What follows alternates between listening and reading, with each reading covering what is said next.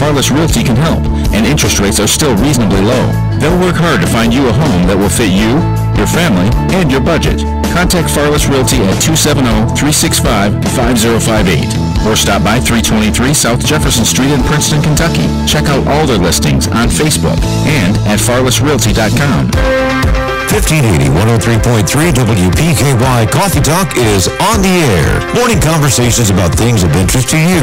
If you'd like to be a guest on Coffee Talk, just email us your information at WPKYonline@gmail.com. We're proud to call Caldwell County home. WPKY.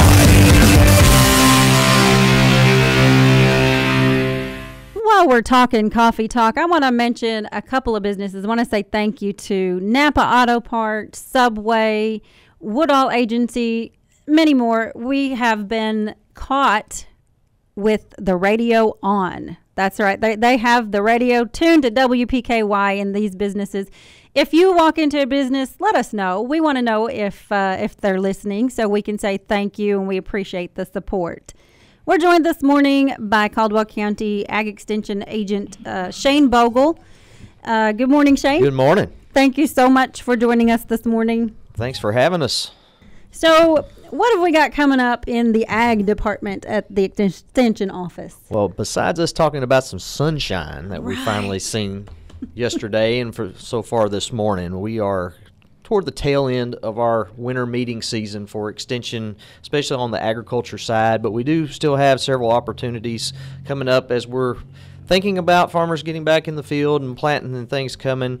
The first of these opportunities is a yearly event that is always well attended, especially for our dealers and folks that certified crop advisors that hold license for either pesticides or crop advisor license, is the Integrated Pest Management Training School. This has been a yearly event for several years.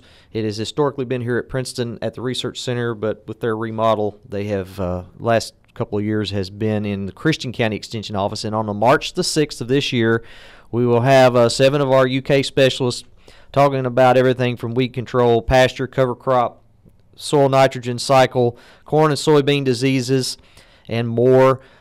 At the Christian County Extension office on March the 6th. And that will be beginning registration at 8:30. That is sponsored by several different groups, but the Small Grain Growers Association helps and provides lunch at noon for that. So for folks that are needing those pesticide hours plus some education, that's how I get some of my certification hours, because it is a very nice training, and having that many PhD specialists in the room at one time, get time for questions and interaction with your peers. There'll be 3 general hours and 2 specific hours for our commercial applicators and our dealers, categories 10 and 12, and our certified crop advisors will get 3 hours in integrated pest management. So come out. That is the Christian County Extension office on Pembroke Road there in Hopkinsville, starting at 8:30 with registration. And again, that's March the 6th. And so come out and be with us and enjoy that day. Very next day, right back here at Princeton for the Kentucky Agriculture Training School. This is a fairly new series. I think I heard something about this from y'all just the other day, I think, but I wanted to just spend a little bit more time on it. Our agronomy folks at the Research and Education Center started this a couple of years ago, providing almost monthly throughout the year trainings, hands-on, outside. All of them were 100% outside, dealing with different aspects of crop production. And on March the 7th will be a wheat management at Green Up and a pre-plant decision-making for corn and soybeans, and that is at the Research Center. They'll have planters there. They're going to do a little planter clinic, getting your planter ready for the season, setting it, looking for wear parts and things that you need to be looking for to get that. If you're interested in registering for that, it's call the Research and Education Center for Lori Rogers and get you registered for that. Again, that's March the 7th, and that is about from 9 in the morning till 4 in the afternoon. So it's a good full day of hands-on training with specialists out in the field and seeing those field conditions. So they've got more scheduled. They've already got their whole summer scheduled. May 21st will be a field scouting clinic. June the 13th, mid-season corn, soybean, and preparing for wheat harvest and storage. July 18th is the sprayer clinic. They had one of those last year. I attended that one. It was very good, going through the big sprayers that we see going down the road that stand up so high. The technical aspects of them is not as easy as folks think, with the nozzles and the pumps and the pressure and the cleaning and everything. Again, on August the 22nd, be disease ID, harvest and storage decision for our corn and beans, and a little on cover crops, and then wrapping up their last one of the year on September 19th. So that's 6 different opportunities for some hands-on outside field training schools here at the Kentucky Agriculture Training School at our Grain Crop Center of Excellence. So great opportunities for producers. More information on that. They're calling it CATS with a K. Pretty clever, huh? Yeah. CATS with a K. So if you type CATS with a K.ca.uky.edu, that'll get you to the website, and all the information on that is there. We talked a couple of weeks ago about our CAPE program with our Phase 1 tobacco settlement money. We are in the completion phases of that, so producers have been notified that they have got that money. We went through the application process, so producers are starting to do their projects now, and want them to get started as quickly as possible, get that money spent. But as part of that, there is an education requirement that producers that were approved for that have to attend some kind of a class at the extension's discretion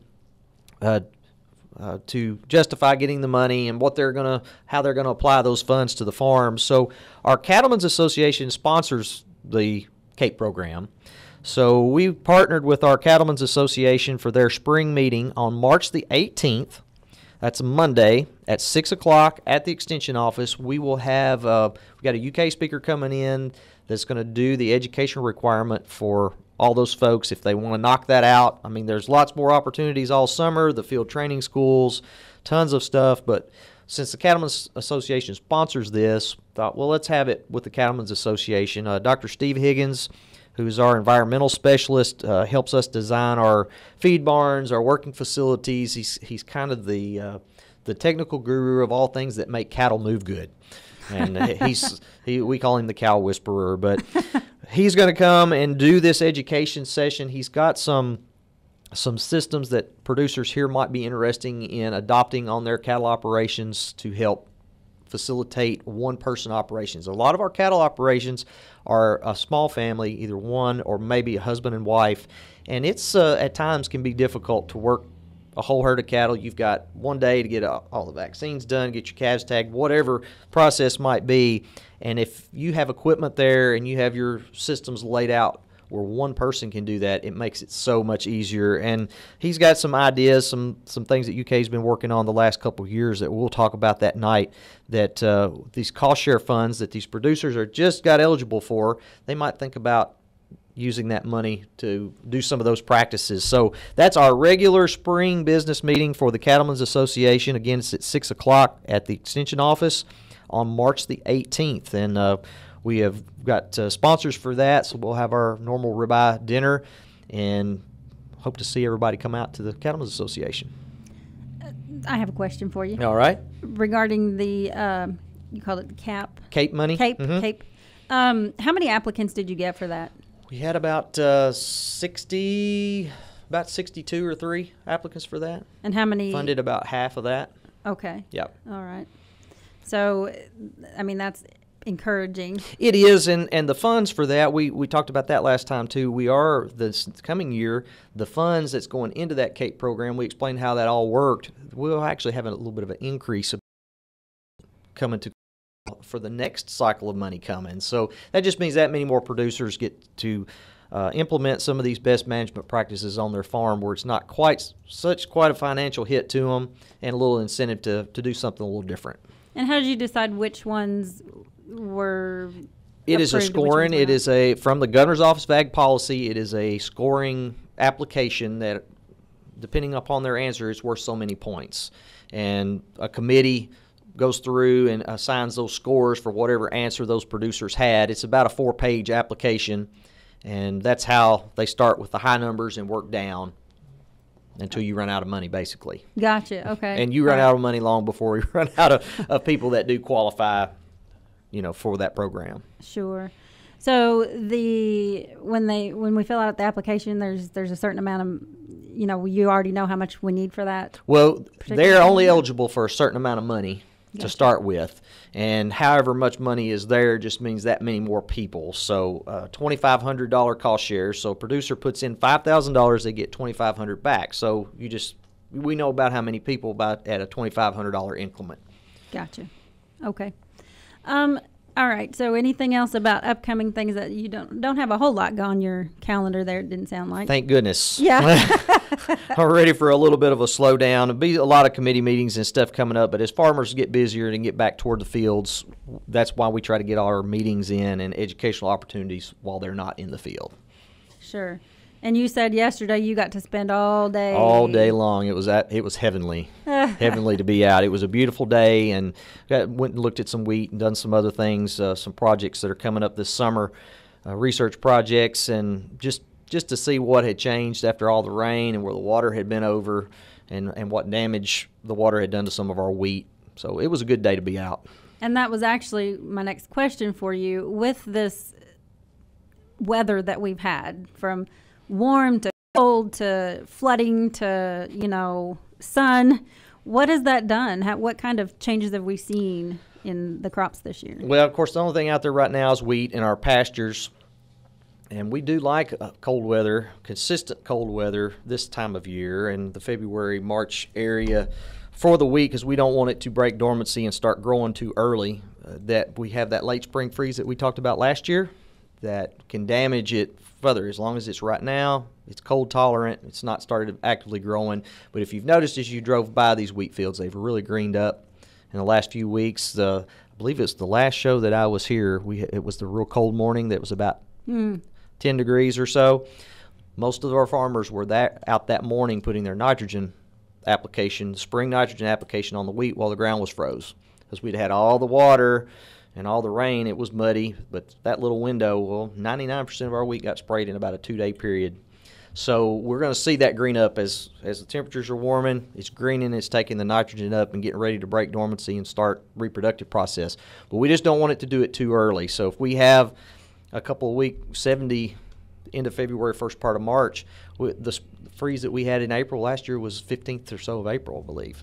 So potential for damage on the wheat crop and peaches, apples, stuff like that that's breaking dormancy early. So water-wise, we always have some damage where water has stood in places, and we do have a lot of that still across the county. Yeah, I can imagine, and it's not over. Yeah, it is not over. We have some more rain possibly coming in, but having these couple of days of dry has been a godsend for sure. So the fact that it got really warm doesn't matter. That's not still so okay. Far. Yeah, it's not so far. We just don't want it to be consistent for a couple of weeks at a time and really get things a false sense of security. For our pastures and lawns and everything, it's not a big deal, but they're looking for the grain production in that wheat, and if that grain producing section of that plant gets damaged early, when it's this tall, it affects it all the rest of the way through. I see. Okay, yeah. See, I don't know how things grow. I tried to do a garden. We might have talked about this before, but we tried to do a garden at my house, and I don't know if we're blaming it on the ground, but well, call your extension agent, get your soil sample, and get you some advice from there, and grow you a good garden. Yeah. Okay, we'll do that. And that also requires that, somebody go out there and hoe the garden. That is true. And that's not something I'm interested in. Thank you very much. My husband did do it. He kept up with it. But even when he went out there and regularly weeded and kept up with things and watered and, all that stuff, we still didn't have much to show for it. We decided it, wasn't worth all the work. We could just go to the farmer's market and pay for somebody else's work. Yeah, a lot of people don't realize the expense of a home garden, and it makes it plus the work. You throw both of those in there, I can see how that would. Yeah. So just go to the farmer's market. You just go to the farmer's market. But now that being said, my father-in-law, who, lives right next door, grows a garden every year and does really well. I mean, we get abundance of tomatoes from him, which I can't eat anyway because they tear my mouth up, but whatever. We have more tomatoes than we know what to do with. And he also grows a squash. His squash grows really well. But, everything else we just have to go get from other people. Well, if you need more information, what we talked about is needed, Extension Office 270-365-2787. Get your questions answered. And their address is? 1025 U.S. Highway 62 West in Princeton. All right, Shane, anything else you want to add? I'm gonna go to the field. Yeah. It's going to be warm today, too. Not quite as pretty as yesterday, and it's going to cloud up later, but it's supposed to get pretty nice today.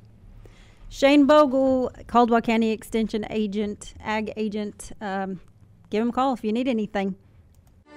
Here's your weekday lineup at the Capitol Cinemas, Main Street in Princeton. Cinema 1, How to Train Your Dragon 2, the nation's #1 box office movie, and The Land of Dragons is the subtitle of the movie, How to Train Your Dragons. PG, of course, and it shows Monday through Thursday at 6:30. All our movies this week will be running at 6:30 Monday through Thursday. Cinema 2, Isn't It